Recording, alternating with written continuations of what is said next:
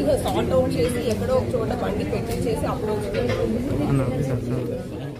మాది government hospital దగ్గర tiffin బండి. అప్పుడు వేరే వాళ్ళు వచ్చి మా టిఫిన్ బండి కాలువలో వేసేసారు. అందుకని మా అమ్మ చాలాసార్లు తిరిగింది ఆ ఆఫీస్ దగ్గరికి. అందుకని మా అమ్మ నువ్వు వెళ్ళరా సాధించుకోనరా అంటుంది. మా అమ్మ మళ్ళీ చచ్చిపోదాం పట్టు అంటున్నారు. నా కోసం గుండెల్లో నాకు బాగోలా, అందుకని నన్ను పంపించింది. నా గుండెల్లో బాగోలా చిన్నప్పటి నుంచి.